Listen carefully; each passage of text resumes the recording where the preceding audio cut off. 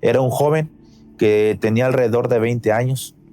Prácticamente lo que hicimos fue presenciar su fallecimiento. El caso famoso de la adolescente de 14 años, Paloma Nicole, en Durango, la autoriza el tutor directo, con que sea un tutor, ya está respaldado el cirujano. He tenido casos completamente contrarios, muy trágicos, una inmersión por tiempo desconocido en una alberca en donde estaban en una fiesta. La sacaron y la trajeron para acá. ¿Hasta qué punto nos volvemos fríos o nos acostumbramos a la muerte? Yo creo que es algo necesario. En este país, la violencia que enfrentamos día con día resuena en los medios y en el contenido que consumimos. Desde los noticieros hasta los podcasts, parece que todo el internet tiene algo que decir al respecto. Sin embargo, son pocos los espacios donde verdaderos expertos van más allá, digamos, del morbo, ofreciendo información valiosa y que ayude a comprender y prevenir. Así que hoy hablaremos con el doctor Eder Zamarrón, un médico especialista cuya carrera le ha otorgado una perspectiva única al momento de crear contenido para redes sociales. Él nos compartirá parte de su historia personal, su visión profesional y sobre todo nos mostrará lo fascinante y humano que puede ser el mundo de la terapia intensiva. Hola, soy Eder Iván Zamarrón López, soy médico especialista en terapia intensiva, originario de Tampico, Tamaulipas, y es un gusto estar aquí con ustedes. Yo siempre les comento que la terapia intensiva es el hospital dentro del hospital.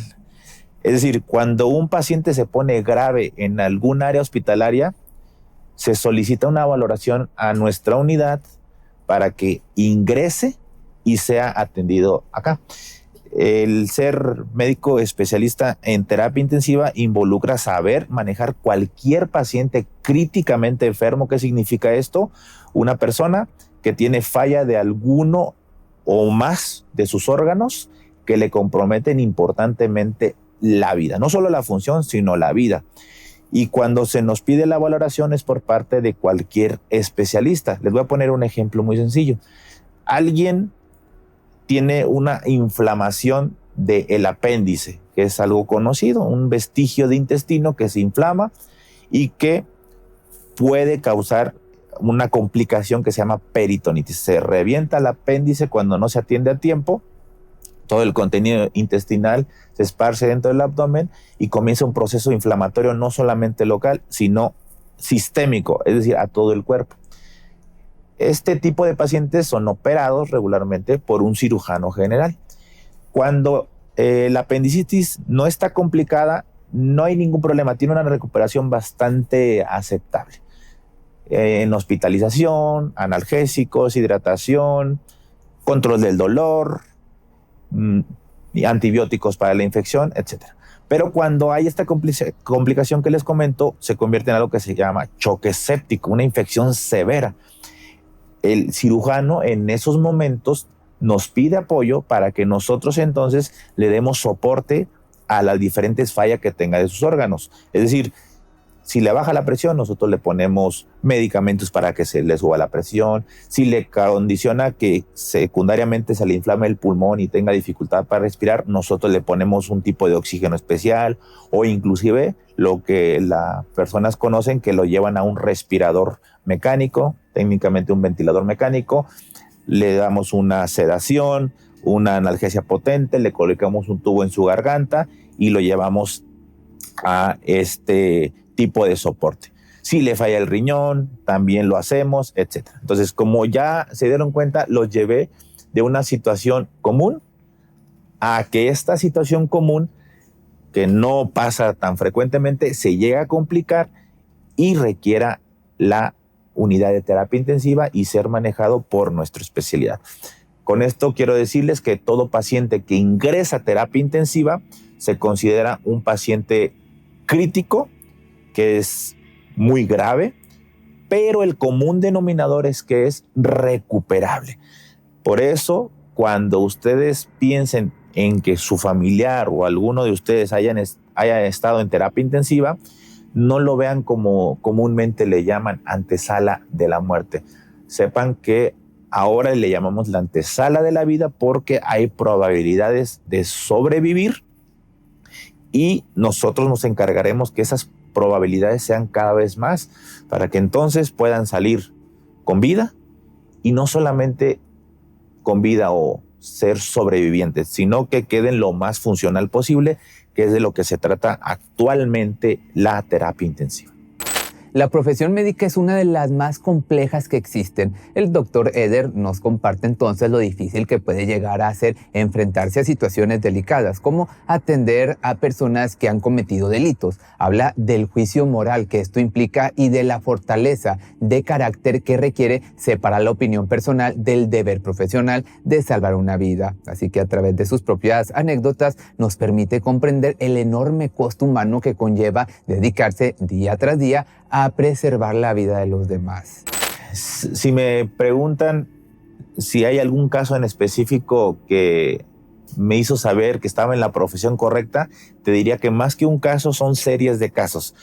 Para ser intensivista, primero debes de pasar una especialidad troncal. Nosotros hacemos pues los 7 años de medicina, luego en mi caso 3 años de medicina de urgencias y luego 3 años de terapia intensiva. Cuando empiezas a hacer la primera especialidad, en mi caso ya sabía que me gustaba la terapia intensiva, ver pacientes críticos, ver pacientes graves. Y recuerdo mucho en una ocasión que avisaron del sistema prehospitalario que venían 3 pacientes, los 3 pacientes graves, los 3 pacientes con heridas por proyectil de arma de fuego. Los 3 eran custodios y se habían enfrentado a un grupo armado, a civiles que pertenecían aparentemente a un grupo delincuencial en el norte del país, y pues obviamente robaron esa camioneta de valores para llevarse el dinero. Ellos los enfrentaron y desafortunadamente los 3 custodios recibieron impactos. Se hicieron 3 equipos en el área de urgencias y para mí eso fue un momento en el que dije, depende de nuestro equipo, de nuestras atenciones para poder pues salvarle la vida. De los 3, el primero llegó con una herida importante en el tórax del lado izquierdo, tenía algo que se llama neumotórax, que es aire afuera del pulmón, más hemotórax, que es sangre afuera del pulmón. El paciente llegó con dificultad respiratoria, se le tuvo que estabilizar poniendo un tubo torácico, es decir, se le pone un tubo entre las 2 capitas que recubre el pulmón y por lo tanto, como ya se imaginarán, salió aire, salió sangre y el paciente comenzó a recuperarse importantemente. Sin embargo, dentro de las lesiones importantes también tenía una herida por proyectil de arma de fuego en el abdomen y eso requirió una intervención quirúrgica. Entonces fue algo bastante impactante y de alguna forma, y con todo respeto, satisfactorio, porque cuando llegó el cirujano ya estaba estabilizado el paciente. Claro que se le estaba pasando sangre, se le estaba poniendo analgésicos, se le comenzó a administrar algunos otros fármacos para mejorar la presión, en lo que ellos pues decidieron ya pasarlo a quirófano, hacerle una exploración y afortunadamente repararon un intestino que había sido dañado y después en terapia intensiva este paciente tuvo una buena evolución. Es el caso 1. En la segunda situación llegó otro paciente que tenía una herida por proyectil de arma de fuego en la extremidad, la tenía bastante deformada, también tenía heridas por proyectil en el abdomen y el paciente tenía algo que se llamaba shock hipovolémico, le bajó mucho la presión arterial por pérdida de sangre. Ese paciente se le estabilizó con medicamentos, con diferentes intervenciones, se le habló al traumatólogo, el traumatólogo junto con el cirujano entraron a la cirugía, hicieron ahí su lavado, estabilización de la extremidad fracturada y comprometida por la herida. Acá en lugar de un intestino perforado tenía el hígado perforado, si mal no recuerdo, y pues estaba con un sangrado activo, llegaron, encontraron el sangrado, empaquetaron, lo pasaron a terapia intensiva, requirió una segunda intervención para ahora no solamente para el sangrado, sino pues tratar de reparar en donde había estado el sangrado inicialmente y ese paciente también tuvo buena evolución. El tercer y último caso de esta serie que me hizo como saber que estaba en el lugar correcto fue el más joven de ellos. Los 2 previos tenían arriba de 30 años. pero el tercero era un joven que tenía alrededor de 20 años y recién era su primer día de haber estado como custodio en esas camionetas de valores, en los sistemas de protección de diferentes, en este caso, bolsa de valores o de dinero, ¿no?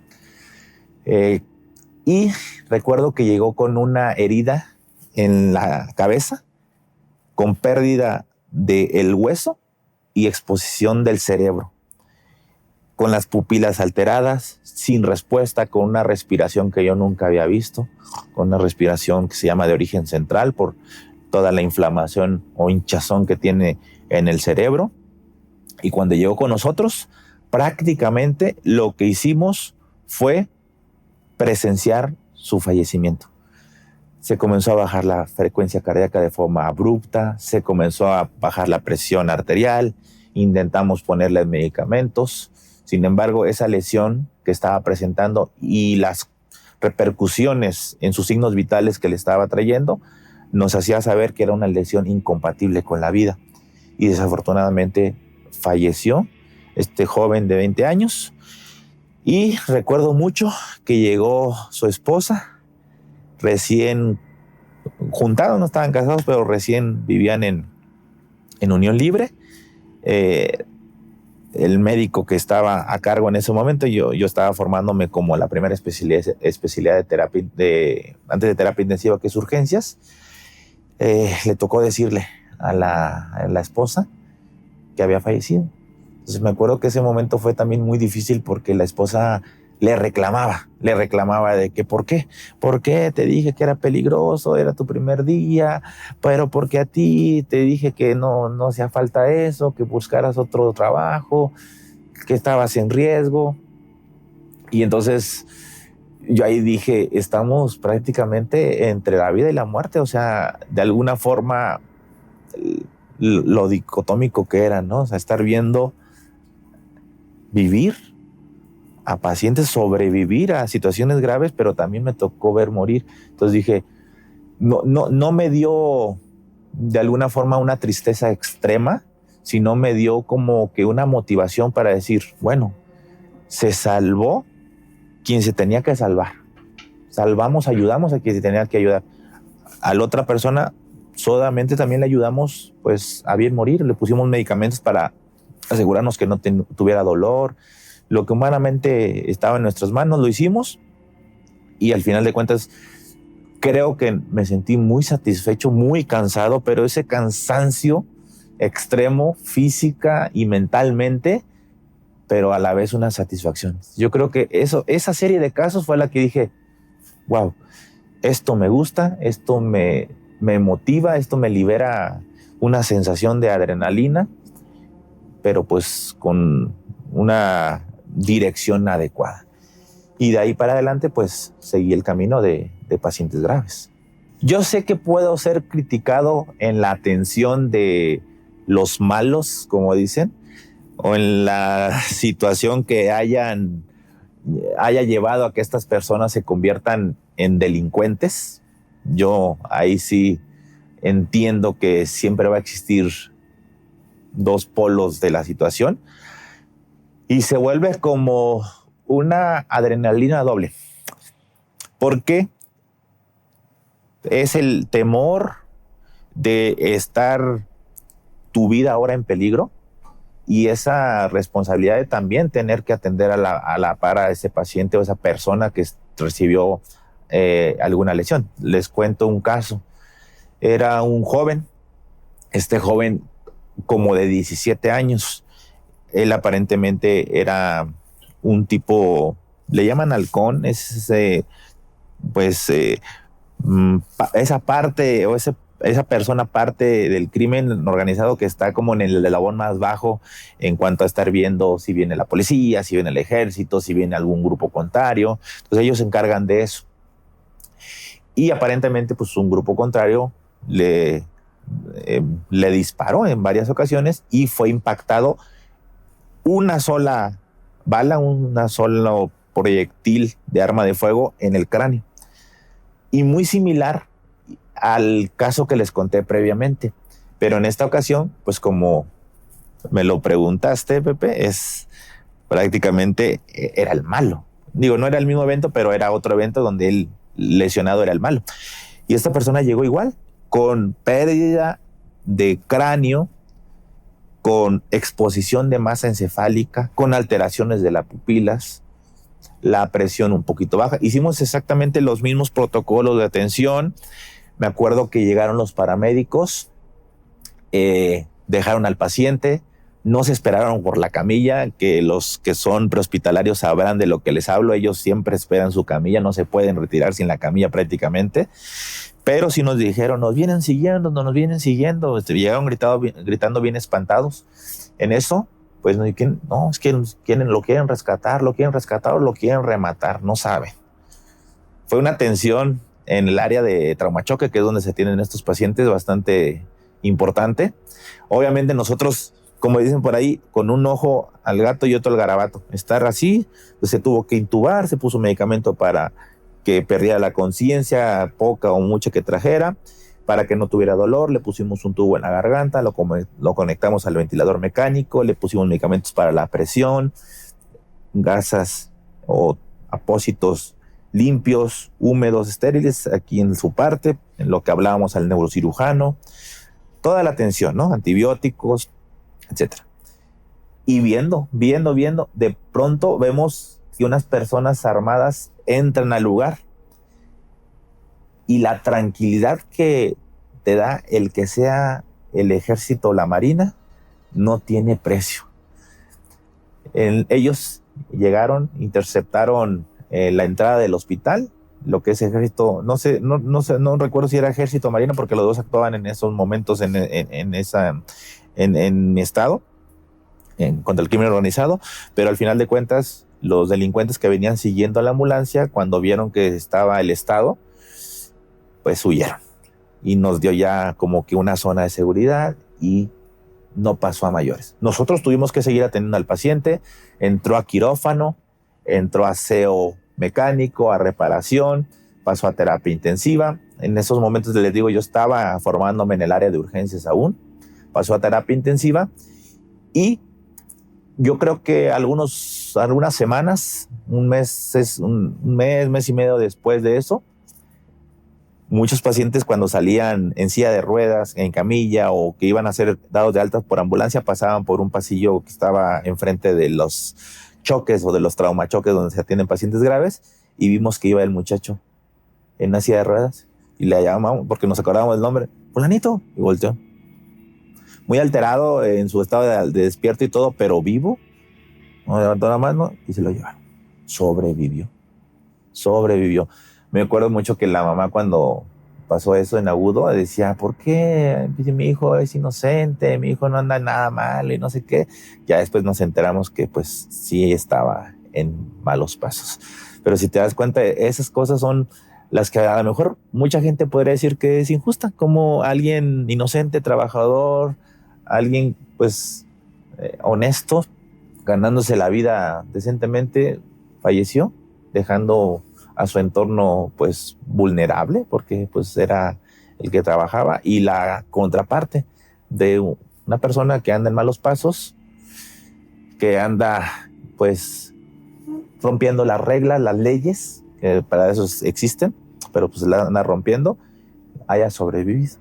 Esas son las situaciones que a veces pueden ser injustas, pero nosotros estamos pues para atender a los enfermos, no podemos estar juzgando y pues estar decidiendo sobre la vida de los demás. Y yo creo que ahí, cuando ya vi que los pacientes tenían una ruta hacia la terapia intensiva y que yo me quedaba un poquito con esa incertidumbre y con esas ganas, a lo mejor también a la par de verlos en terapia intensiva, fue lo que me forjó para decir, sí, tengo que seguir aquí, tengo que terminar mis 3 años de urgencia y posteriormente pues hacer mis 3 años de terapia intensiva.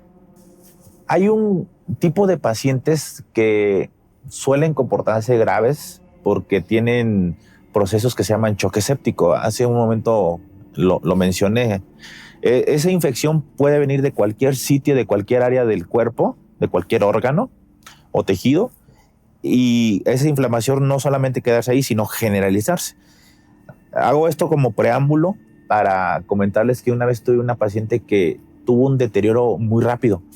Recuerdo mucho que se encontraba en piso de medicina interna con una enfermedad que se llama lupus eritematoso sistémico, que es un tipo de enfermedad autoinmune. ¿Qué significa esto?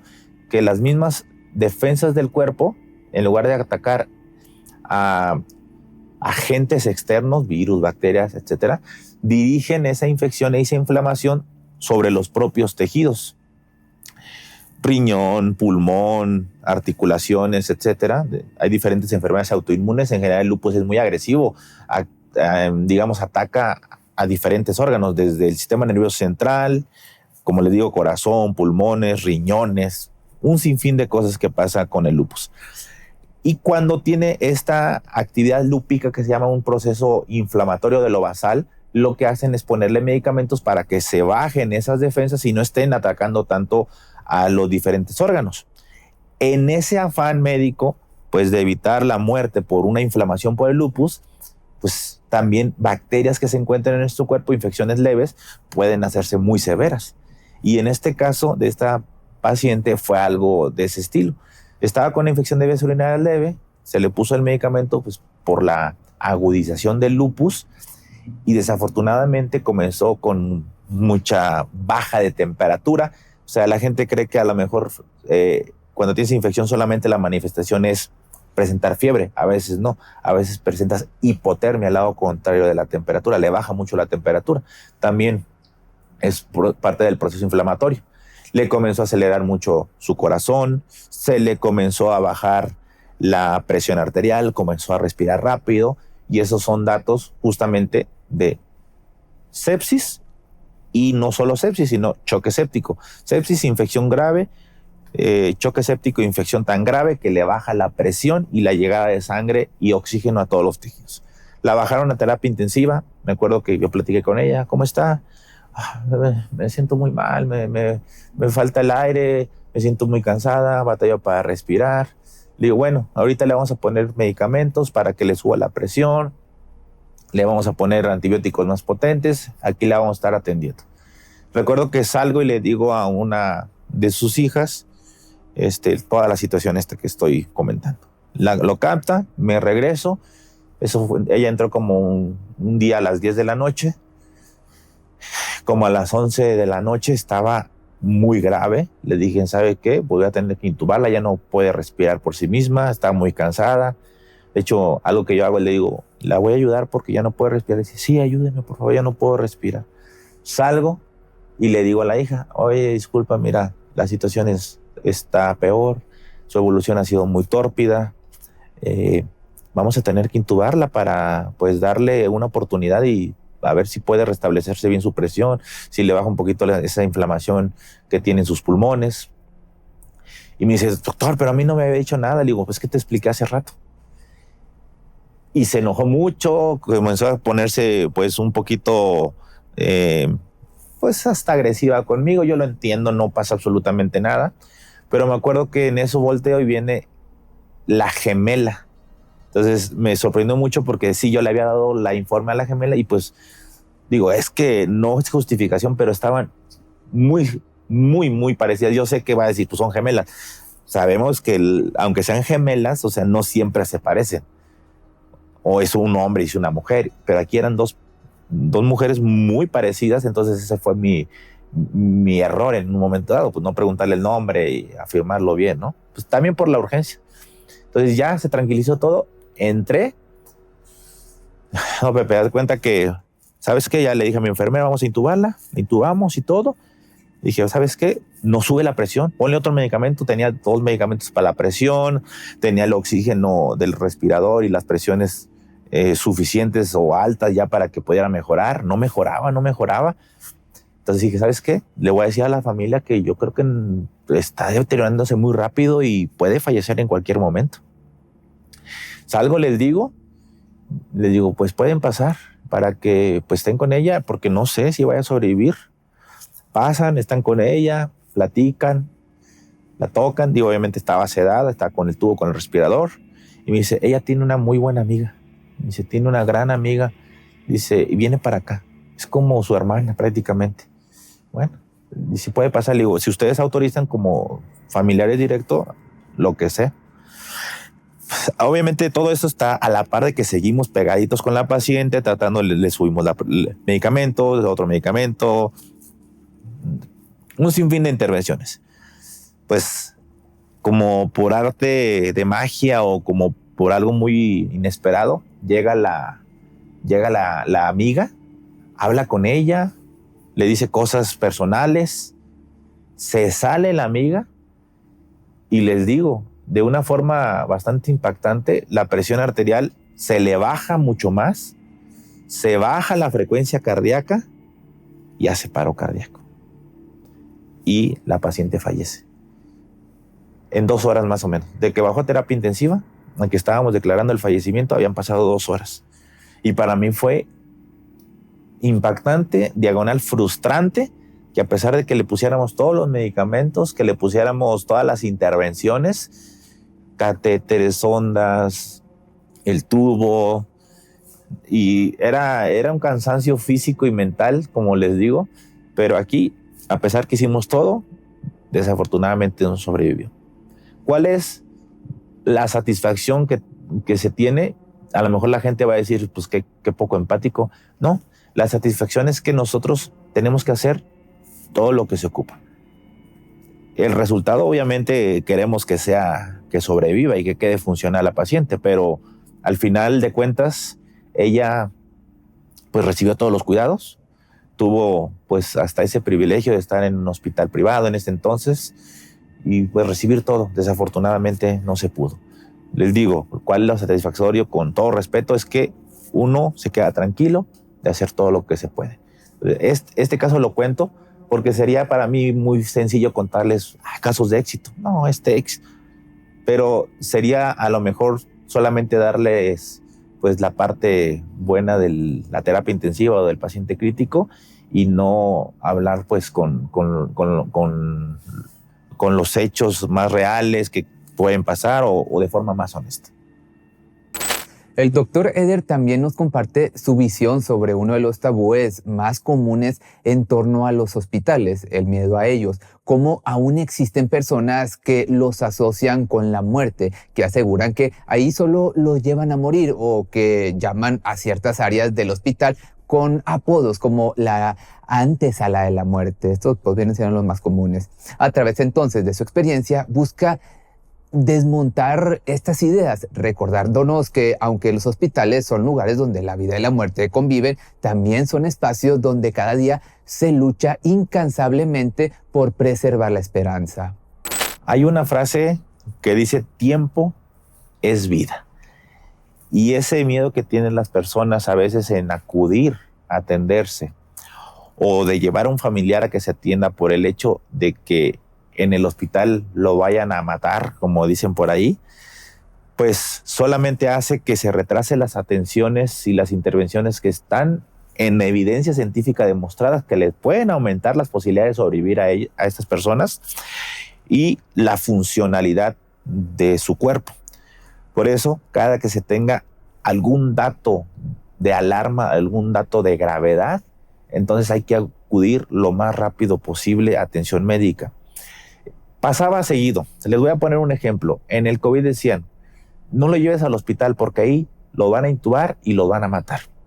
Les voy a decir algo. Yo al paciente que intubaba es porque se necesitaba intubar, no porque yo lo quisiera intubar. Les voy a poner un caso. Era un joven de 30 y tantos años que le dio COVID severo, una inflamación pulmonar por ese virus de forma bilateral muy agresivo y tenía dificultad para respirar. Estaba con dificultad para respirar. Entonces lo aguantamos lo más que se pudo con oxígeno, lo pudimos boca abajo con oxígeno, medicamentos en ese momento que tenían evidencia para desinflamar un poco los pulmones, etc. Llega un momento en que él me dice, ya no puedo respirar, doctor, ayúdeme, no puedo respirar. O sea, esa agitación. Pónganse en nuestro lugar. ¿Qué harían ustedes? ¿Lo dejarían morir ahí? Ah, no, porque si lo intubo se va a morir.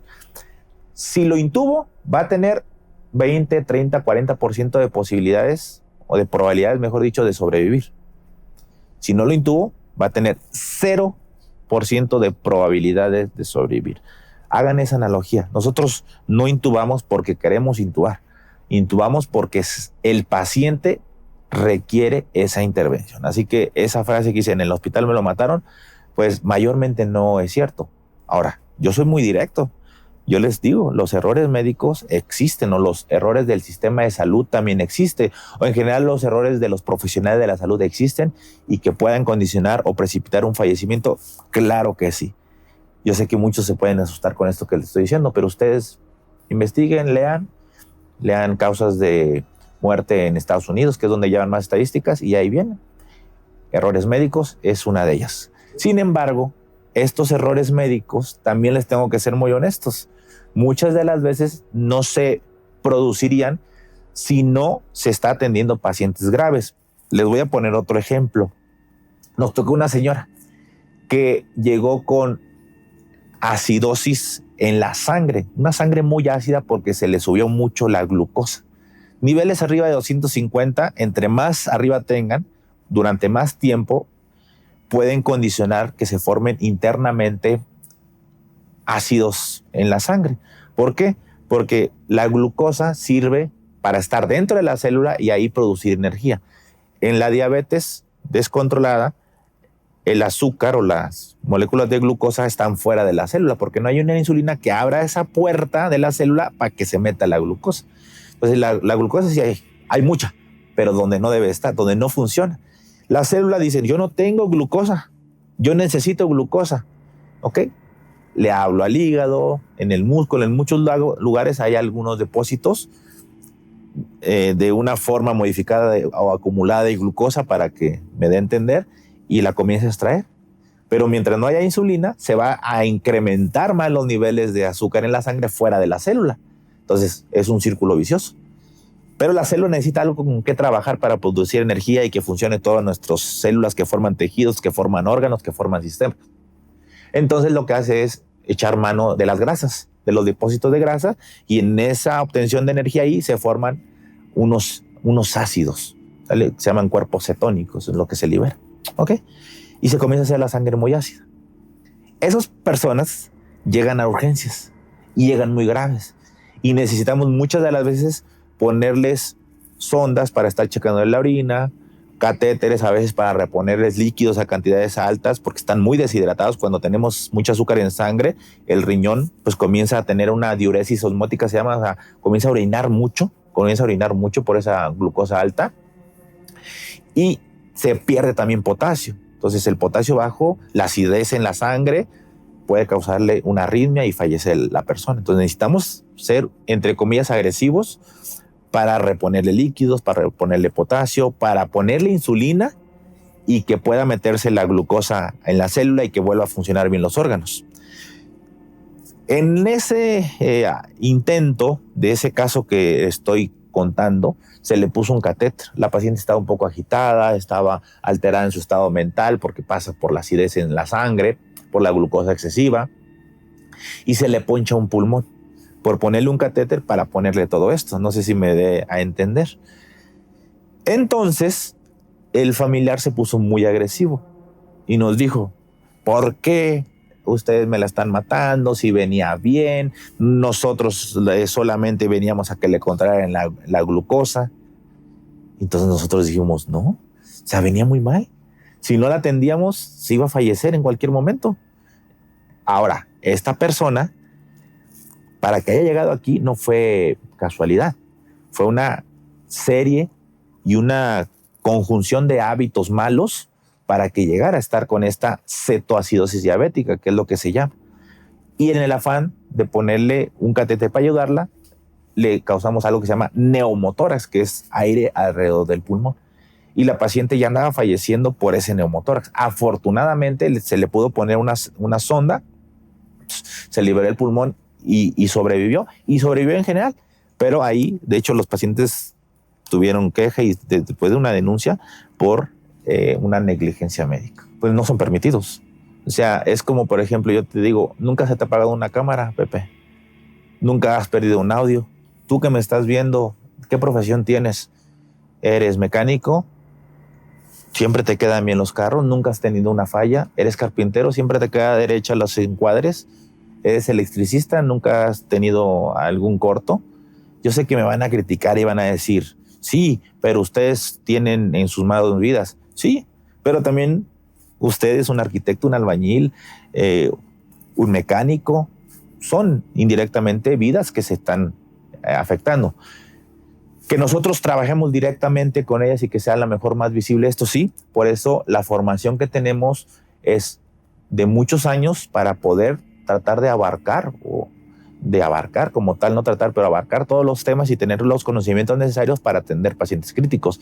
En mi caso, como les dije, son 7 años de medicina general, 3 años de medicina de urgencias para poder hacer 3 años de terapia intensiva. Entonces son 13 años y algunas otras formaciones que tengo para poder atender este tipo de pacientes. Y es el común denominador de todos los intensivistas o la mayoría de los intensivistas que conozcan. Por eso es probable, ¿es posible? Sí, que haya errores médicos. Posible es que sí o no. Posible sí. Probable también. Pero están descritos pues en poco porcentaje. Yo siempre les digo la diferencia entre posible y probable.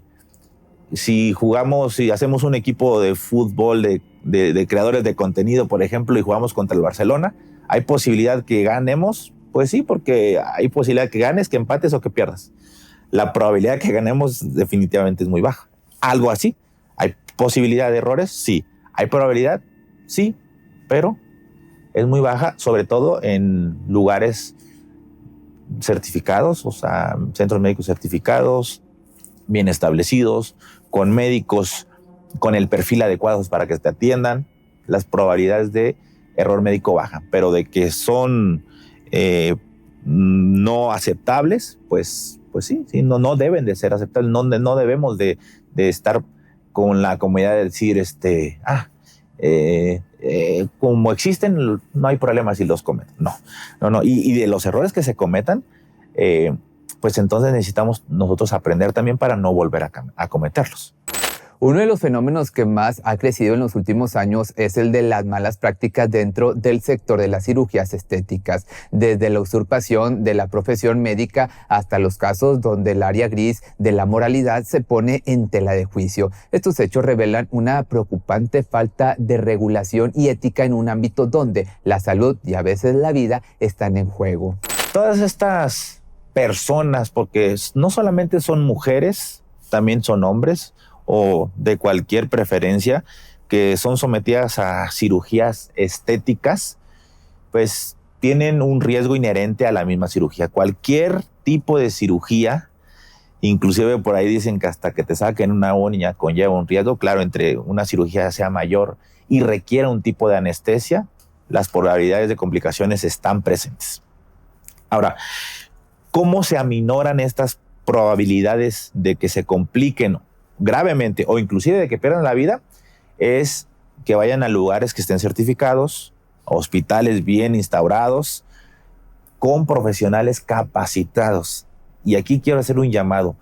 El único médico especialista en cirugía estética se llama cirujano plástico reconstructivo. Repito, cirujano plástico reconstructivo, que es aquel profesional que hizo los 7 años de medicina general, hacen 1 o 2 años de cirugía general, o a veces completan cirugía general y aparte hacen 3 o 4 años de cirugía plástica. Son personas que tienen pues más de fácilmente 13 a 15 años de formación para que puedan hacer estas cirugías. ¿Por qué? Porque ellos están capacitados no solamente para hacer la cirugía, sino, aunque suene duro, también están capacitados para atender las complicaciones que están descritas de estas cirugías. Si a ustedes los opera un médico estético, entonces él está incurriendo en una usurpación de profesión y puede tener mayor probabilidad de pues, que se complique o que incluso fallezca la paciente o el paciente. Sí, siempre hay excepciones. Puede haber, no lo niego, un cirujano plástico que a lo mejor no sea muy hábil, o puede ser un médico estético que a lo mejor sea muy hábil, que haya nacido con un don. Pero volvemos a lo mismo. ¿Es posible? Sí es posible. ¿Es probable? Es muy poco probable. Así que yo lo que les recomiendo es que se pongan en manos de cirujanos plásticos certificados. Ahora, yo sé que muchos están pensando, inclusive siendo cirujano plástico pueden cometer, pues hasta, no, yo no soy quien para decir si son delitos, ¿verdad? Pero situaciones indebidas o muy cuestionables. El caso famoso de la adolescente de 14 años, Paloma Nicole, en Durango, en el cual era un centro médico adecuado, certificado, que cumplía con todas las normativas, sí. 2, era un cirujano plástico certificado, sí. ¿Es ilegal hacerle una cirugía estética a una menor de edad? Yo sé que muchos me van a criticar. No es ilegal. Que es poco ético y médicamente no está indicado, ahí sí. Ahí yo estoy en contra totalmente. ¿Por qué? Porque todavía no termina de desarrollarse. Y todavía no es mayor de edad para tomar decisiones. Ahora, la autoriza el tutor directo. Con que sea un tutor, ya está respaldado el cirujano. Sin embargo, acá en este caso específicamente, le ocultaron cierta información o toda esta información al papá de Paloma Nicole. Hicieron estrategias de falsificar pruebas de COVID para darle el tiempo y los momentos adecuados a la cirugía y a la recuperación. Entonces todo eso pues fueron situaciones que están ahorita en los procesos, que yo espero que se llegue a tener una justicia pues adecuada a lo que se percibe al ojo público, que aparentemente ya hasta en los momentos que estamos grabando ya detuvieron al papá y a la mamá, que aquí la mamá fue la que autorizó, y no solamente autorizó, es pareja del cirujano plástico certificado, y aparte era ayudante de las cirugías, y aparentemente inclusive en la cirugía de su hija participó, siendo esto pues sin ser profesional de la salud, que también incurre en una usurpación de profesiones. Entonces yo sé que legalmente va a ser un caso difícil, que espero que por lo mediático se pueda resolver a favor y darle justicia a la mayor víctima de esto, que es pues Paloma Nicole. Es la mayor víctima. O sea, muchos están aquí, acá. Ella es una inocente que ya no está con nosotros, ya no está en este plano terrenal, y fue víctima de las circunstancias. Que sí, claro, a lo mejor ella en su ilusión, ella sí quería recibir esa cirugía estética, pero hasta qué punto, volvemos a lo mismo, su mente joven, todavía inmadura, fue pues de alguna forma manipulada por todo el aspecto social, cultural, de belleza actual, inclusive influida por sus personas cercanas para que se hiciera, y pues desafortunadamente cayera en este primero paro cardíaco, y después, unos días después, muerte cerebral, que es lo que muchos no comprenden lo que le pasó, pero pues ahí están los hechos. 2 preguntas muy interesantes. ¿Se le debería de quitar la cédula a este cirujano plástico certificado? Número 1. Número 2, si tendría que tener una subespecialidad para operar a menores de edad.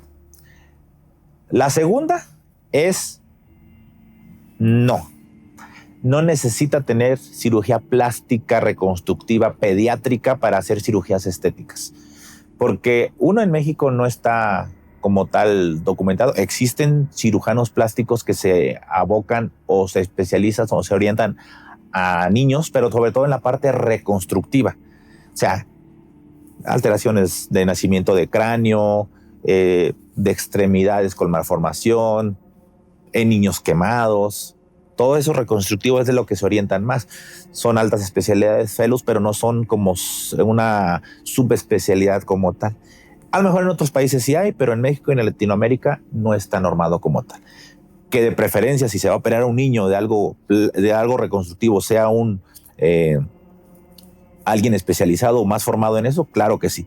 Pero volvemos a lo mismo, hay un hueco en que uno, pues éticamente y médicamente, no tendría ni por qué existir un cirujano plástico estético, me refiero no reconstructivo, plástico estético que esté operando a este tipo de niñas. No sé si me explico. O sea, ponerle implantes mamarios, hacerle liposucción con lipotransferencias, implantes glúteos, lo que sea.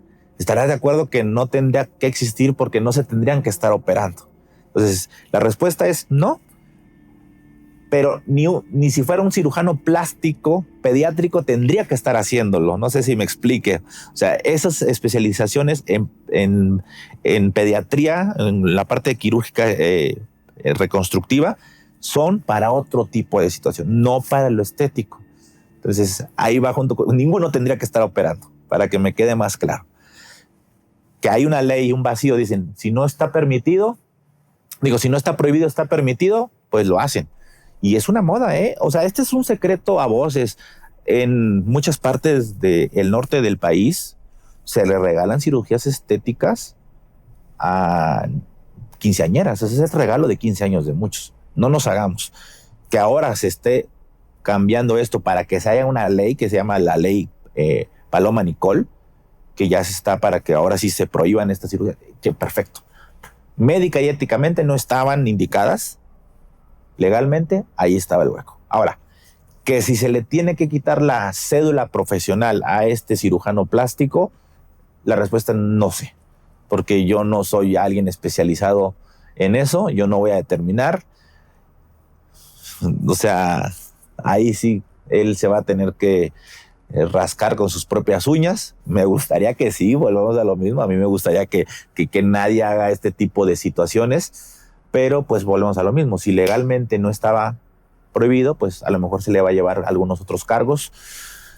Pero ahí decidirá la justicia y no quiero, digamos, tener argumentos donde desde mi percepción y mi deseo a lo mejor ético y médico le justifique quitar la cédula a alguien. Ahí sí ya no estaría ni nada. Ahora, el juicio moral cuando salga es el que va a tomar mano.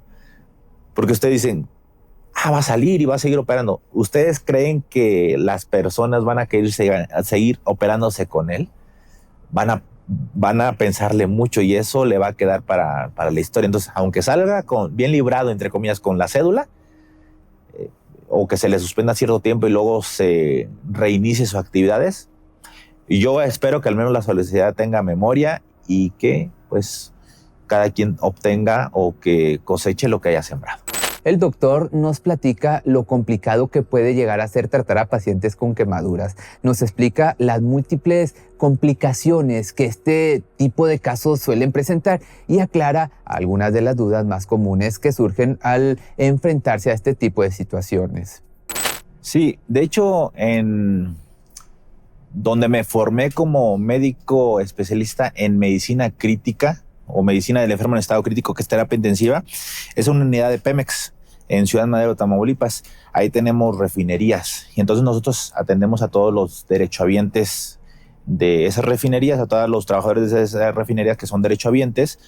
Y en alguna ocasión, por el año 2015, si mal no recuerdo, ahí búsquenlo en redes sociales, hubo una explosión de una planta de un producto de petróleo, coque le llaman a esa sustancia. Hubo una explosión y hubo alrededor de 20 grandes quemados que llegaron a la unidad. Hubo más quemados, pero fue tanto esa explosión, la generación térmica, o sea, la generación de calor excesivo, de flama, de toda esta cuestión de incendio, que algunas personas pues, aparentemente se calcinaron ahí en el lugar y algunas comentan que inclusive desaparecieron, encontraron algunas partes solamente, objetos de ellos, relojes o así, pero los que llegaron a sobrevivir, que estaban más lejos de la explosión, nos llegaron ahí a la unidad. Llegaron a urgencias primero, ahí se comenzaron a estabilizar y después pasaron a terapia intensiva. Nosotros ahí en esa unidad solamente teníamos en esos momentos 8 camas disponibles para recibirlos. Entonces se llenaron las 8 camas y se tuvo que activar como un plan para que se atendieran en un hospital privado de forma subrogada los que restaban. Vamos a poner 8 ahí y otros restos, unos 10, 12 en otro hospital, pero también los volamos después a una unidad especializada que es aquí en Ciudad de México, en Picacho, en Pemex Picacho, para que se siguiera el tratamiento. Algunos se quedaron con nosotros, sobre todo se fueron trayendo los que estaban en las unidades privadas y nosotros nos quedamos a atender esos grandes quemados. Esa es una excelente pregunta, el por qué ver personas caminando conscientes, estar viéndolas fallecer después, horas, días o inclusive se han dado cuenta semanas después. En una revisión que yo hice en mi canal, ahí pueden ir el Dr. Zamarrón MD, hice ese análisis cuando recién pasó y les dije, lamentablemente, el porcentaje de quemadura térmica por fuego que hubo, la profundidad que se percibían y la edad de las personas son 3 factores que condicionan una sumatoria de mortalidad. ¿Por qué? La piel es un órgano que sirve tiene varias funciones, de las que nos interesa para esto es regular la temperatura, 1, y 2, evitar evaporación de líquidos, es decir, mantenernos eutérmicos y mantenernos hidratados. Si se pierde este órgano, va a comenzar a haber fallas no en agudo, van a haber fallas en horas o días posteriores, que es deshidratación y causar algo que se llama choque hipovolémico, le baja mucho la presión por pérdida de líquido, pero también le baja mucho la presión porque es una quemadura, es calor en nuestro cuerpo y entonces comienzan a dilatarse las venas y las arterias. La sumatoria de pérdida de líquidos más dilatación de las venas, arterias, hacen que no llegue buena perfusión, o sea, buena sangre y buen oxígeno a los diferentes tejidos. Aparte, se están liberando sustancias por el calor. Esas sustancias son productos del músculo, se llama mioglobina, creatinfosfoquinasa, son pedacitos de músculo que se van a la sangre y que se depositan en el riñón. Entonces, el depósito de estas sustancias en el riñón, más la falta de llegada adecuada de sangre por bajo líquido intravascular, o sea, dentro de los vasos sanguíneos, y aparte la baja presión que llega por la dilatación, es lo que nos condicionan falla de riñón y falla de todos los órganos paulatinamente. Aparte, como pierde la piel, también comienza a haber hipotermia, se comienza a bajar mucho la temperatura corporal. Y eso condiciona que, junto con la acidez que se hace porque las células no están funcionando bien y comienzan a producir una sustancia que se llama ácido láctico, que es una sustancia que hace ácida la sangre.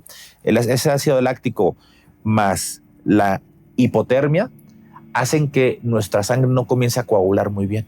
Nuestra sangre, para formar coágulos y tapar las heridas, necesitan buena temperatura y buena temperatura corporal, alrededor de 37 grados de temperatura, más o menos. Necesita una buen pH, o sea, que no esté ácida nuestra sangre para que se formen los trombos, los coágulos y estén bien sólidos. Acá no, acá comienzan a tener algo que se llama coagulopatía, o sea, no tener coagulación adecuada. Y aparte, se ve repercutido a nivel cardíaco. La célula del corazón, con acidez, hipotermia, comienzan a tener arritmias. Entonces, de forma aguda, pueden fallecer de una arritmia por esa situación que les comenté, todas estas situaciones. Yo sé que lo perciben complejo, pero aún así es más complejo técnicamente hablando, pero es un resumen que nos hace saber lo que está pasando. O pueden morir más rápidamente si se quema en la vía aérea superior. Si reciben vapor o aires o humos calientes, puede condicionarle que se inflame tanto las cuerdas vocales y una lengüetita que tapa esa que se llama epiglotis, que se cierra. Y entonces te mueres por falta de oxigenación, por hipoxemia. Se hace un paro cardíaco por falta de llegada de oxígeno a los tejidos y principalmente corazón, y hace una arritmia letal. Entonces, esto es lo que puede condicionar el fallecimiento en agudo de estos pacientes. Por eso veíamos que rápidamente algunos morían, porque todo esto que les dije estaba pasando a pesar de que su cerebro todavía se preservaba. ¿Por qué? Porque en situaciones de shock, los órganos diana o los órganos principales comienzan a protegerse. La sangre se redirige para que se mantenga, por ejemplo, en este caso, la función cerebral. Por eso lo veían despiertos. Pero internamente estaba pasando como una bomba de tiempo. Ahora, también pueden fallecer de forma rápida si se intoxican. ¿Por qué se van a intoxicar? Se intoxican por monóxido de carbono o se intoxican por cianuro. El monóxido es una producción de la combustión de cosas más orgánicas, maderas, algodón, etc. Entonces, ese monóxido, como no hay suficiente, en lugares cerrados sobre todo, no hay suficiente cantidad de oxígeno, en lugar de liberarse dióxido de carbono, se libera monóxido de carbono. Y el monóxido de carbono inhalado es muy afín a la hemoglobina que está en los glóbulos rojos que se cargan de transportar oxígeno. Entonces desplazan ese oxígeno, se queda el monóxido, ¿sale? El monóxido de carbono, ¿sale? Y comienza a llegar la sangre sin oxígeno. Entonces internamente se comienzan a asfixiar las células y mueren. Ese paciente puede morir intoxicado porque pues, rápidamente pierde el estado de conciencia, deja de respirar, se le para el corazón y también puede fallecer.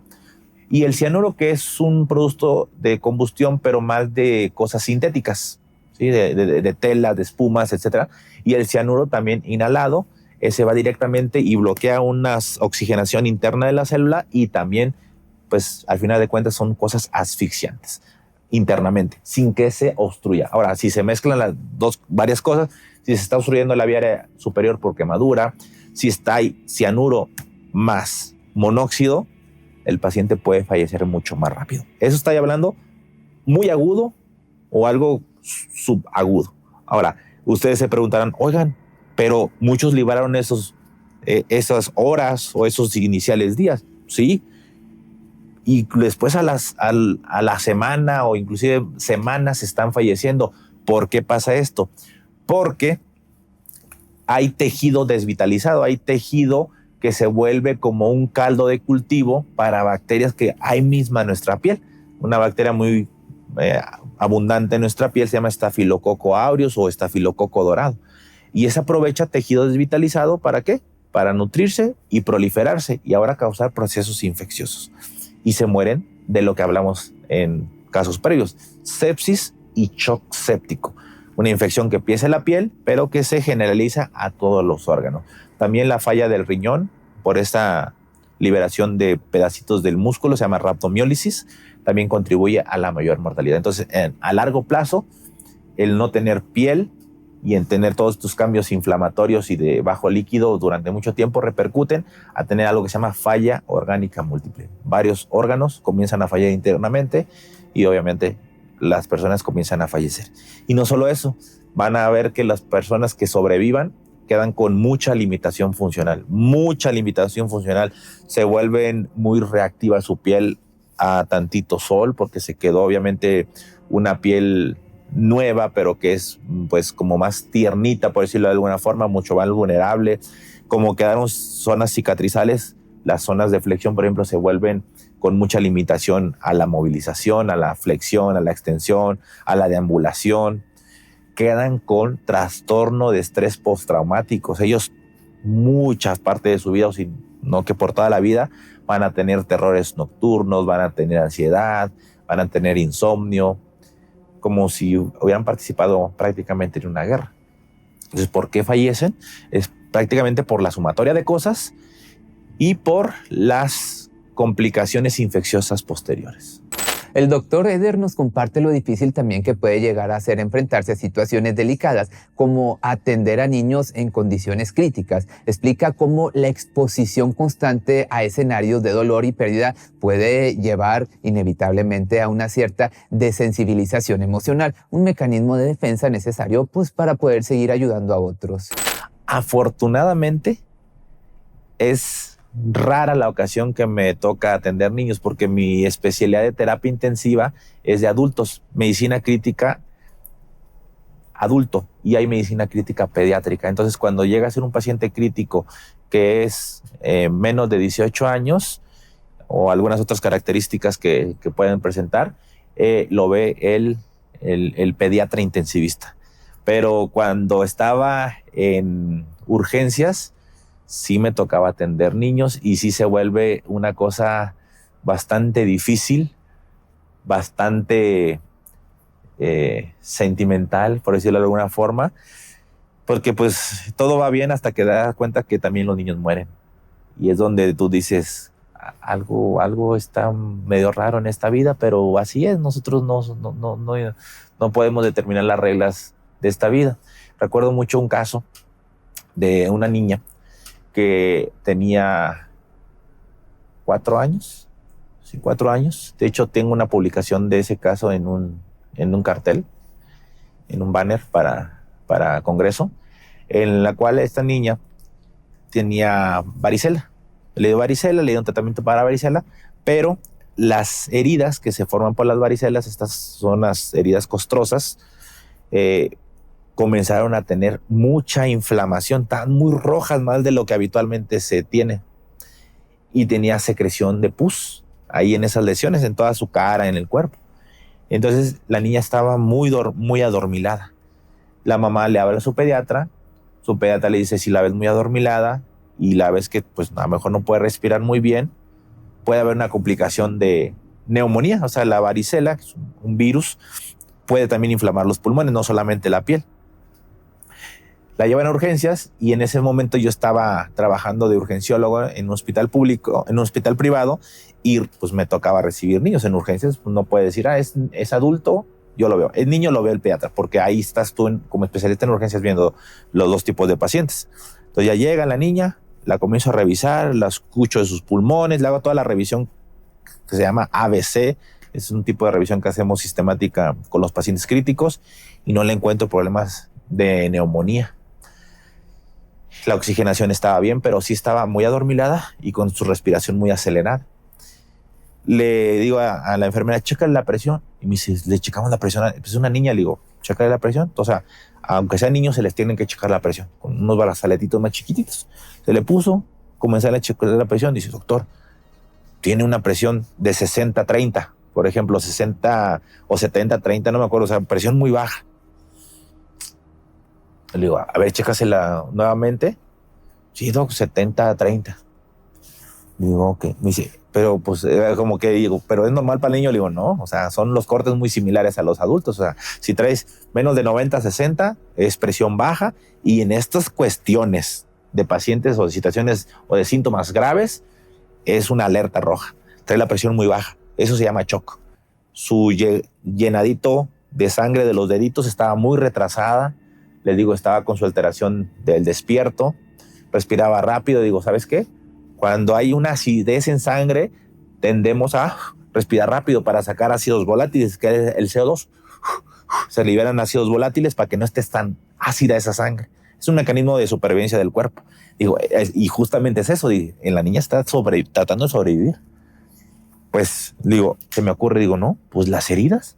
Le está dando una infección de la piel o de tejidos blandos, no solamente ahí, sino que se está pasando a todo el cuerpo. Entonces dije, shock séptico. Comenzamos a ponerle medicamentos para la presión, comenzamos a ponerle hidratación porque también se deshidratan porque haya tenido fiebre, porque no ha comido, etcétera. Y me acuerdo mucho que le hablé al pediatra intensivista. Yo siendo intensivista de adultos, le hablé, o la atención inicial se le iba a dar, pero algunas cuestiones más específicas le dije. Le hablé al doc, oiga, un niño así, ya le expliqué todo este caso de la niña. Me dice, ponle ¿qué antibiótico le pusiste? Le digo, me dice, a ver, ¿a cuánto está calculado? Dice, está bien la dosis, los medicamentos afuera, hazlo de esta forma. Ya me explicó algunas cosas que tenía que ajustar, pero ahí está bien. ¿Cómo está la niña? Le digo, está grave. A ver si no requiere intubarse porque de tan rápido que están respirando y por mucho tiempo se cansa su mecánica respiratoria, sus músculos se le cansan y pueden necesitar pues intubar para que no hagan paro respiratorio y después paro cardíaco. Le dije, pues sí, doc, ya le estamos poniendo todos los medicamentos y pues ocupamos que venga para que la valore, sí. Pero no la voy a ver solo porque yo necesito que en cada turno esté alguien viéndola. Yo la puedo ver ahorita en el turno, pero luego pues yo tengo que pues también descansar o hacer otras cosas. Obviamente pues no puede estar 24 horas. Y me acuerdo mucho que entre 2 intensivistas de adultos y un intensivista pediátrico, él nos estuvo comandando, estuvimos viendo a la niña.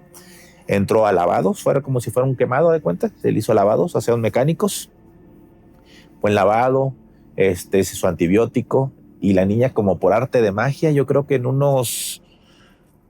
habrán pasado unos 2-3 días, la niña ya sin medicinas para que se le subiera la presión, ya con su sangre sin acidez, su función del riñón, que también se le había afectado, mejoró bastante. Digo, obviamente, pues sus cicatrices en la piel, que tienden que ir mejorando eso conforme vaya creciendo, pero fue un cambio como muy impactante para mi percepción.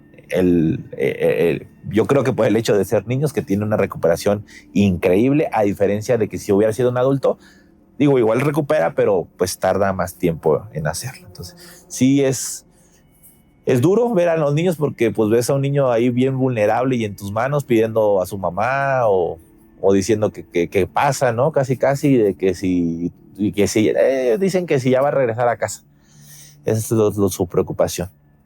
Y verlo salir adelante es bastante bueno. Digo, hay situaciones, he tenido casos completamente contrarios, muy trágicos, sobre todo de accidentes de niños, que me tocó en una ciudad del norte, en Reynosa, Tamaulipas, donde una niña como alrededor de 3-4 años, me acuerdo muy bien, llegó cargada por su mamá.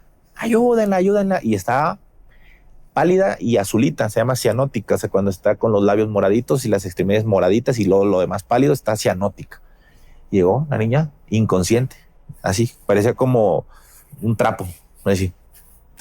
Y estaba yo ya de intensivista, pero ahí estaba el área de pediatría o de urgencias pediátricas cerquita. Entonces llegó la niña y la ponen en la camilla, y me acuerdo que me dice la pediatra: ayúdame, por favor. Pues le estimularon, no respondió, le checaron pulso, no tenía pulso, estaba en paro cardíaco. Le comenzamos las maniobras de reanimación. Estaba mojada, estaba empapada, y la mamá nos dijo que había tenido una inmersión por tiempo desconocido en una alberca en donde estaban en una fiesta. La sacaron y la trajeron para acá. No sabemos el tiempo de inmersión, pero hay ciertas etapas. Digo, el doctor Jorge Olivares lo explica maravillosamente desde el respeto, todas las etapas que van surgiendo, en la cual pues hay un periodo de apnea, donde primero recibes agua, tratas de tapar tus vías respiratorias superiores para que no te sigas tragando agua, pero pues el cerebro pues no tolera tanto tiempo de falta de oxigenación, comienza a tener pérdida del estado de alerta, hasta convulsiones, y después, como pierde el tono el cuerpo, la cabeza gana y se va hasta el fondo de donde esté. En este caso, no sabemos en qué etapa estaba.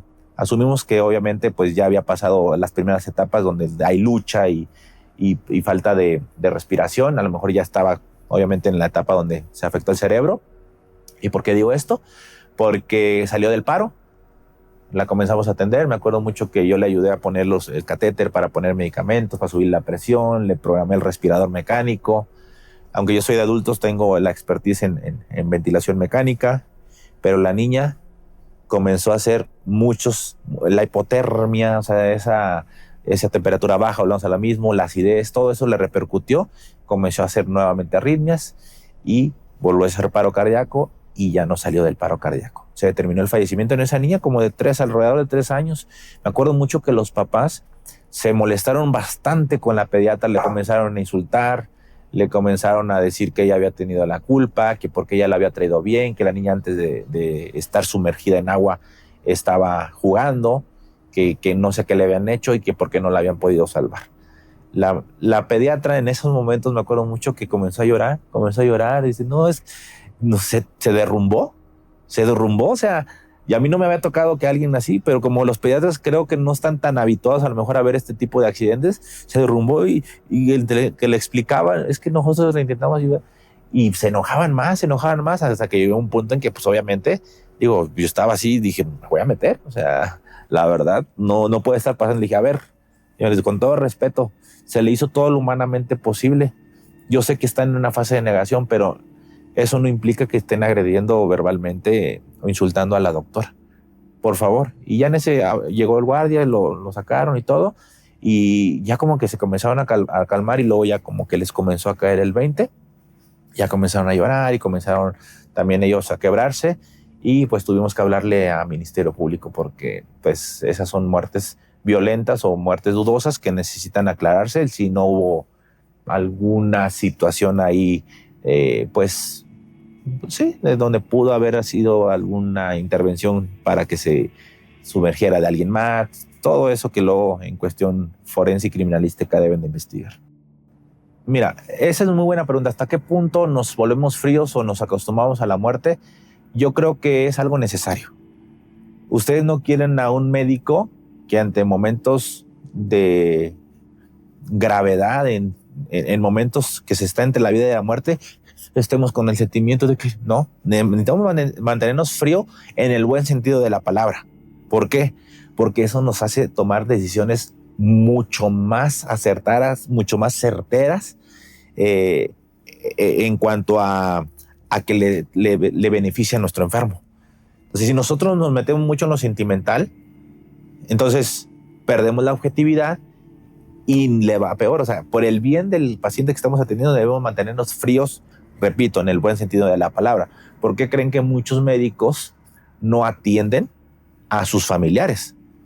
Muchos médicos, si es un familiar suyo, mejor dejan que otra persona lo atienda. No es mi caso. Yo he atendido a pacientes críticos que son familiares míos o amigos míos sin problema. Digo, van a creer que tengo a lo mejor el autoestima, bueno, mejor dicho, el ego muy alto, pero yo sabía que en ese momento yo era el mejor que estaba disponible para atenderlo y así lo hice en varias circunstancias. Repito, no es lo ideal es que si hubiera estado alguien de mi formación, pues entonces esa persona lo viera. No sé si me explique, si hubieran dos intensivistas con mi misma formación, hubiera preferido que él lo hiciera, pero en ese caso, como no había alguien de mi especialidad, pues, y obviamente por las peculiaridades que son del tipo de pacientes, pues lo tenía que hacer. Pero por eso hay que mantener esa frialdad. Ahora, que nos acostumbramos a la muerte, pues volvemos a lo mismo. Hasta por nuestra salud mental nos vamos acostumbrando y a tener madurez en que puede morir o puede sobrevivir. ¿Cuál es la satisfacción de nosotros? Que hagamos lo correcto, que hagamos lo humanamente y médicamente correcto sin caer en algo que se llama obstinación o obstinamiento terapéutico, que es, a pesar de que vemos que ya está con todas las intervenciones a tope, querer ensañarnos. Antes le decían ensañamiento, encarnizamiento, se quitó esa palabra porque el médico no lo hace con maldad, lo hace con cierta inocencia y cierta ímpetu de querer que el paciente sobreviva. Entonces, por eso ahora se le llama obstinamiento terapéutico. Entonces, tener esa frialdad, yo lo veo bien.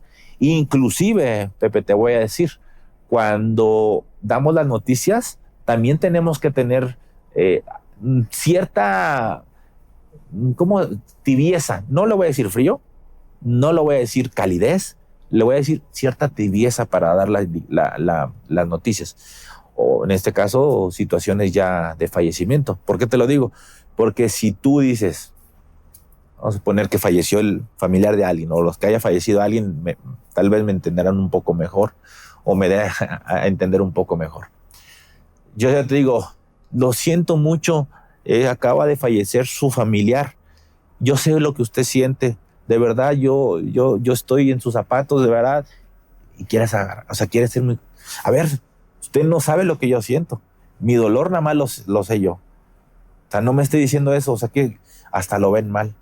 Y ha pasado. Entonces, ¿qué es lo único que tienes que hacer? Darle la noticia objetivamente. Señora, su familiar tuvo esta intervención, presentó esta situación, se le hizo esta maniobra, o se le hicieron estas maniobras, y no pudo lograr volver a latir su corazón o el cerebro, que es otro tipo de muerte. Hay dos tipos de muerte, muerte cerebral y muerte cardíaca.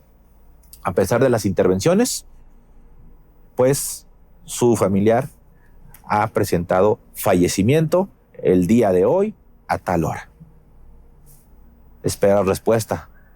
Algunos ya lo prevén, ¿verdad? Por alguna evolución. Algunas son situaciones, como le digo, imprevistas, trágicas, más trágicas, unas más trágicas que otras, y comienzan a comprenderlo. Algunos lloran, algunos te reclaman, tranquilo, ese momento va a pasar. Okay. Ya cuando se permite interactuar, que él ya sacó lo que tenía que sacar o está ahí manifestándose, le dice, ahora, ¿y qué viene? Casi siempre, ¿qué viene, doctor? ¿Ahora qué sigue? La vamos a apoyar en el proceso para realizarle un certificado de defunción o vamos a ayudarles en el proceso para hablar a Ministerio Público porque no le podemos entregar un certificado de defunción porque fue una muerte violenta, etcétera. Todas las situaciones que debemos de hablar al Ministerio Público, ¿no? Muertes violencias, muertes dudosas, etcétera. Entonces, hay que ya decirles que le vamos a ayudar en ese proceso para que también no se sientan solas y no sientan incertidumbre. Y de ahí en fuera, pues si ya ellos nos dicen algo más, ya podemos ser un poco más empáticos, ya si nos abren la puerta, porque sin duda, aunque no muchos no lo crean, nos tendemos a encariñar a veces inclusive o a tener un lazo más profundo con ciertos pacientes, sobre todo los que tenemos de mayor tiempo de acompañamiento, y para nosotros también es duro. Lo profesional inclusive a veces te afecta en lo personal. Yo sé que lo correcto es dejar las cosas ahí, pero muchas de las veces sí te las llevas. Sí te las llevas. Y luego el médico a veces tiende a culparse uno mismo, pero muchas veces no es culpa de uno o alguien más. Es que el otro médico, es que yo, es que... No, a veces es la evolución natural de la enfermedad que no podemos con ellas. Hay un concepto que se llama lucidez terminal, que le llaman la mejoría antes de la muerte. Hay varias teorías como fisiológicas o fisiopatológicas que le llamamos nosotros. ¿Qué significa esto? Que en momentos donde ya está muy grave la persona, hay cierta baja llegada de sangre a diferentes territorios del cerebro y eso hace que se estimule la producción o como que se exprima el cerebro de producir ciertos neurotransmisores, sustancias que te hacen a lo mejor estar un poco más reactivo, un poco más lúcido y entonces tener esa capacidad de interactuar. Tal vez las situaciones espirituales o las situaciones superiores nos hicieron esos mecanismos fisiológicos para que entonces pues pudieran algunos tener ese beneficio o esa peculiaridad o esas circunstancias de interactuar, despedirse, pero después llegar a fallecer. Le llaman lucidez terminal. Inclusive en esos momentos hay muchos que comienzan a tener ciertas alucinaciones y a percibir niños, niñas chiquitas o inclusive familiares fallecidos. Me ha pasado que vino por mí mi hijo y yo le digo, sí, su hijo vino por mí, sí. Y ya le digo a la esposa, oiga, dice que vino su hijo, está alucinando, pero su hijo murió en un accidente. Caray. Y coincidentemente después fallece. Entonces, bueno, puede ser que esas zonas, esos territorios del cerebro se hayan exprimido y justamente son los recuerdos que a él en esos momentos necesita, no sé, para tener alguna luz para su camino. Sí, algunos lo pueden ver desde el punto de vista espiritual, algunos otros lo pueden ver desde el punto de vista científico, médico, o algunos lo vemos de una forma integrada, que tal vez las sustancias y todos nosotros somos, pues, no me gustaría decir un milagro, pero somos situaciones muy complejas, interacciones muy complejas que pues, lo más impactante es que la mayor parte de nuestro tiempo estemos sanos, diagonal funcionales, con todo lo complejo que es nuestro organismo. Entonces, alguien estructuró esto para que tengamos ciertas manifestaciones y ciertas percepciones en estos momentos terminales. Como hombre de ciencia, el doctor Zamarrón nos comenta que desde su perspectiva profesional no hay lugar para las supersticiones. Sin embargo, a un nivel más personal, reconoce que a lo largo de su carrera se ha encontrado con la espiritualidad, lo paranormal y lo inexplicable, experiencias que le han dejado más preguntas que respuestas. Si me preguntas a el doctor Eder Iván Zamarrón López, no creo. O sea, el profesional de la salud no debo de creer. No debo de creer, debo enfocarme en hacer lo que yo sepa. Si le preguntas a Eder, sí creo que existe algo más. Claro que creo que existe algo más. Si existe una parte, existe la contraparte. Algunos le llaman la parte buena, la parte mala, algunos le llaman un extremo, algunos le llaman otro extremo. Entonces yo creo que sí existe. Hay pues luego manifestaciones inexplicables, que algunas caen también en invenciones, como todo, dentro de los charlatanes, hay charlatanes, ¿no? Entonces sí creo que algunos como exageran las cosas o las manifestaciones, y algunos creo que pues sí le han pasado, que también creo que hay quienes no tenemos ese don, entre comillas, o esas características de percibir cosas extra o paranormales, también lo creo. En mi caso, yo estoy seguro que yo vine a este mundo a ser científico o a la medicina y a difundir la medicina, a tratar de llevarlo tanto a otros profesionales, compañeros, como a público en general. Pero no vine a este mundo a tener esa parte espiritual. Hasta el momento, ¿qué tal si al rato me vuelvo un médico chamán o algo por el estilo? Pero sé que existen, o sea, creo que existen. Yo sé que no es cosas comprobables, pero también sé que algunas cosas se exageran y que en un momento, en un futuro van a tener cierta explicación, como en su momento las enfermedades mentales, o sea, la esquizofrenia, los brotes psicóticos creían que eran posesiones demoníacas, las epilepsias o las crisis convulsivas creían que eran males ahí impuestos, y ahora se sabe que son ciertas circunstancias pues ya descritas o alteraciones fisiológicas, fisiopatológicas o anatómicas que te desencadenan enfermedades. Pero sí, que siempre va a estar algo que no podemos explicar, también creo que sí. La única situación que me ha tocado vivir y que yo sí lo percibí como algo anormal, bueno, fueron como 2, 3 cosas nada más. Pero una que sí recuerdo mucho es una vez que me dijo un enfermero: Doc, ¿se acuerda cuando se murieron 2 o 3 pacientes al mismo tiempo? Le digo, sí. Dice, pues se apareció una niña con el pelo suelto. Le digo, pues ¿sabes? Alguien se había haber metido. Hombre, estaba en el cubículo, un cubículo que no tiene otra entrada más que por un lado, por la otra la bloquearon. Y le digo, ya van a empezar. Dice, ¿se la enseño o qué? Le digo, a ver, pero se va a asustar. Le digo, ¿cuál me voy a asustar? ¿Seguro? Bueno, dice, primero le voy a enseñar la foto. Y ya si la aguanta, le enseño el video. Ya, a ver, échalo. Me enseña la foto y sí, me doy cuenta que una niña asomándose así, con el pelo largo, pero sin detectarse un rostro, y chaparrita. Y se parecía como una niña. Entonces así, como la niña del aro, que es de la película, y estaba así, asomándose del cubículo de terapia intensiva. Son como unos cubículos, son como unos cuartitos chiquitos con puertas de vidrio. Entonces estaba asomándose así. Y dije, caray. Le dije, yo dije, es un montaje o un Photoshop o algo así. Me dice, bueno, ahora quiere ver el video. Le digo, a ver, échalo. El video. Y sí, estaba así. Y te cuenta y se me pone la piel chinita. Entonces le dije, no manches. Le digo, me dice, se lo paso el video. No me pases nada. Le digo, no quiero tener nada de eso en mi... Hasta me da nervios, porque sí se percibió muy, muy, muy feo, o sea, la verdad. Y ese momento fue donde fallecieron 2 y se puso muy grave uno. Entonces ellos dicen, cuando pasa eso, dice, aquí anda la muerte y viene por 1, por 2 y se estabilizan los otros. Por eso dicen muchos que siempre pasan cosas de 3. Cosas graves de 3 en el hospital. Se mueren de 3 personas. Se murió uno, se va a morir otro en otro lado. Así es lo que dicen.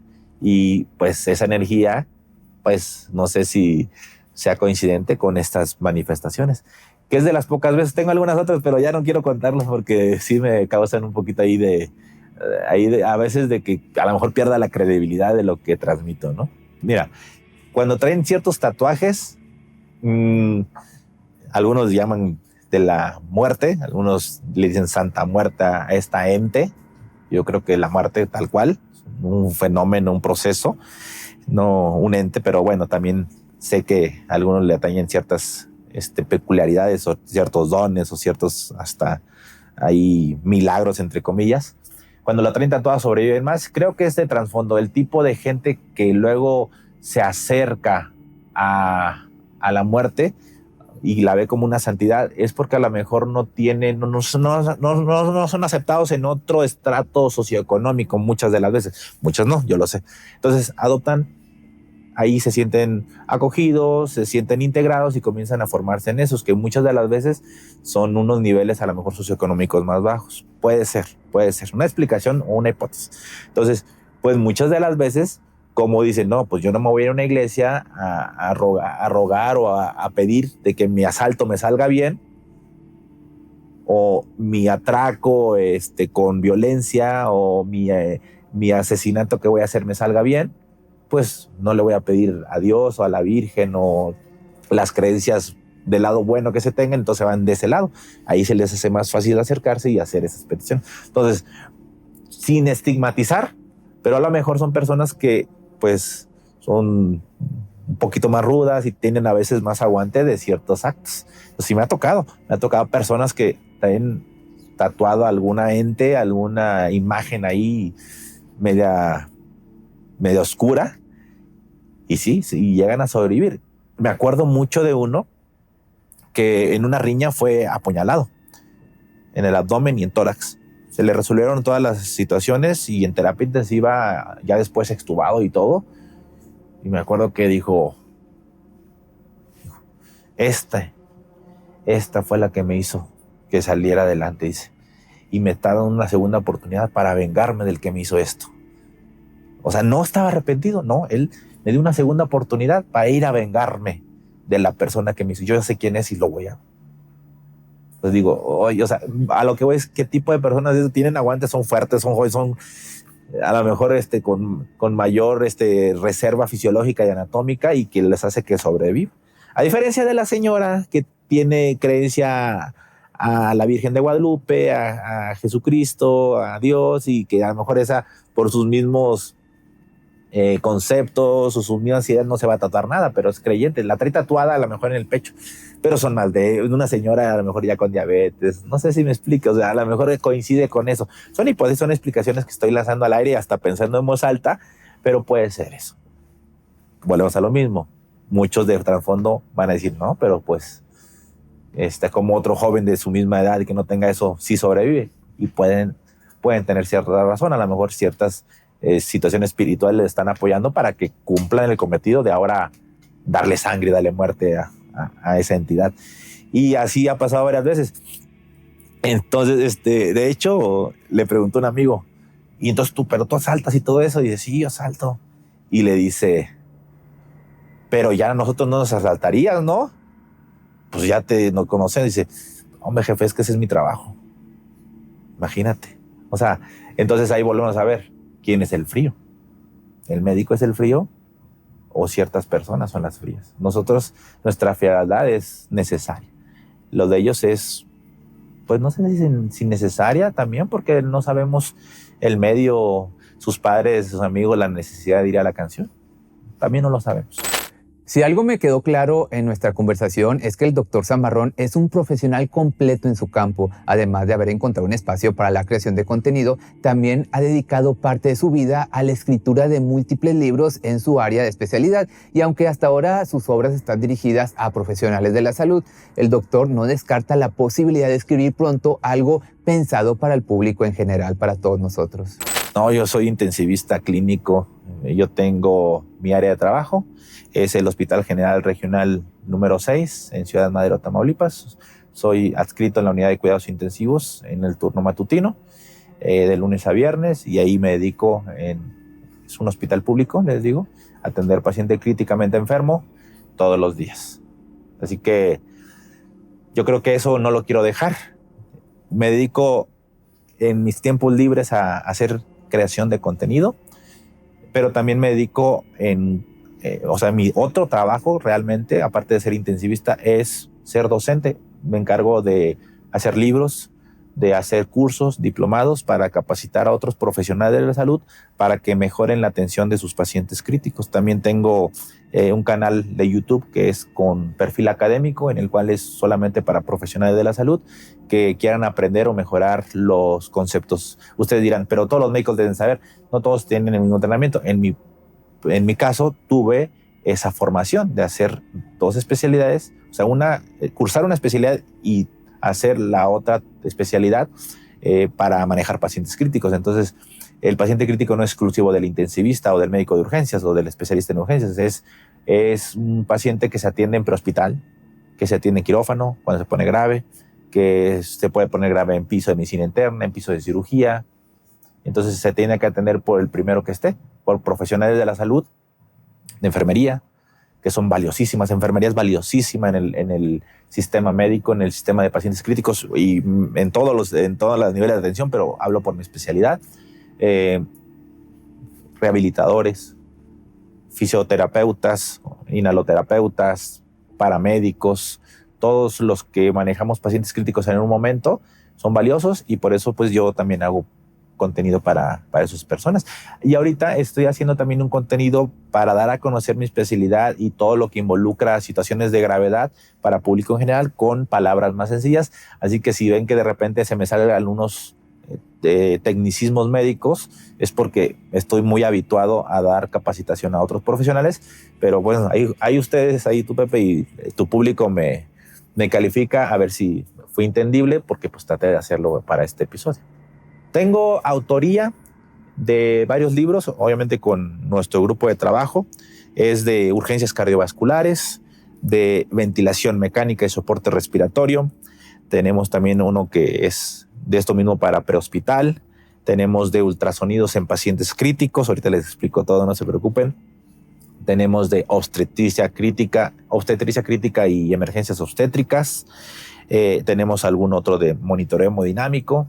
Tenemos varias autorías, algunas son segundas ediciones, por eso el ISBN son 2, porque como autor, si tienes primera edición y haces una segunda edición, son 2 ejemplares, 2 obras que has hecho. Entonces, en total, ahorita tenemos más de 8 libros, 8 obras publicadas, y hemos participado en decenas de artículos nacionales e internacionales. Nuestro grupo de trabajo describió un artículo que se llama APRONOX, así búsquenlo, APRONOX, ventilación mecánica Avento, en donde fuimos los primeros a nivel mundial en demostrar que los pacientes que se ponían boca abajo con oxígeno por la enfermedad de COVID-19, o sea, por el virus de SARS-CoV-2, y que les daba neumonía severa, tenían un beneficio. Con la posición boca abajo mejoraban la oxigenación. Entonces hicimos un estudio que se llama APRONOX y fue publicado en una revista internacional. Fue un grupo mexicano con apoyo de algunos de Sudamérica. Y esa es más o menos la formación entre libros, artículos y bueno, también videos que muchas de las veces se recomiendan como médico certificado en redes sociales, que estoy en YouTube y verificado pues por el tipo de contenido académico que tengo. Esos me pueden contactar a mí en mi Instagram, eder_zamarrón. Ahí les digo, es una editorial que se llama Ediciones Prado, y ahí yo los puedo redirigir, o busquen directamente Ediciones Prado en redes sociales, ahí los pueden adquirir, pero es para profesionales de la salud. Apenas estamos planeando sacar alguno para público en general, pero ahorita estos son para médicos, enfermería, paramédicos, fisioterapeutas, inhaloterapeutas, etc.